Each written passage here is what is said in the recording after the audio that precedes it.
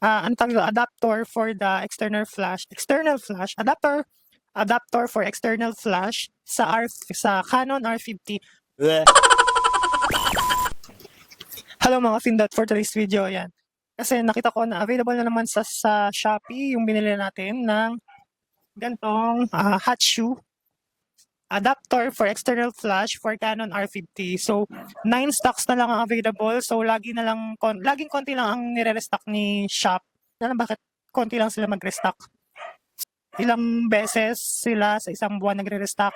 Pero last time I checked, ay mga February pa sila or March, hindi ko sure. So, ngayon nakita ko lang na available na naman yung stocks kasi nakita ko yung video ko na nag-circulate na naman siya sa FYP ni Shopee. So, ito nga siya. Kung meron kang gantong flash, external flash, ayan, yung TT520 2 ni Godox. Tapos, naka-R50 ka, kailangan mo na external or adapter. So, ito yung adapter, yung ADE1 na adapter ni Canon. So, Canon ang gumawa nito para makakonect or magamit natin yung mga lumang external flash. Ito kasi for the 1300D ko. So, yun yung luma kong camera. Eh, nag-upgrade tayo ng R50. So, ano tawag ito? Nag-research ako kung anong pwedeng research ako. Talaga naman, dapat talaga nagre-research tayo mga Findo to. Nag-research ako, yun nga. So, ito na nga yung kasagutan. Itong external adapter flash. Tinatawag na Canon AD-E1. So, tatanggalin ko lang siya. Kanyang itsura.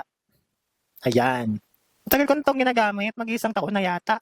Tapos ito kasama to para maprotektahan yung mga pins.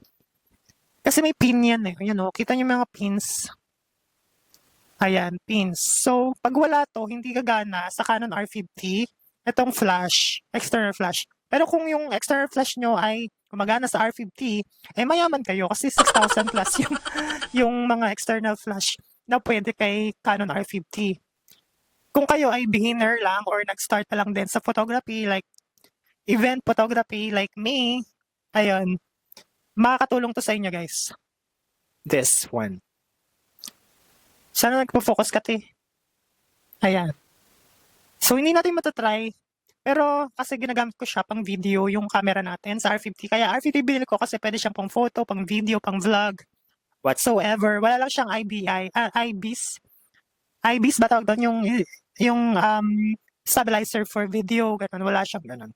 So, anyway, ayun. 9 lang yung available stocks sa Shopee. Lalagay ko yung link sa description box or dito sa caption natin sa Facebook page or Facebook ko. Yun lang. Bye-bye.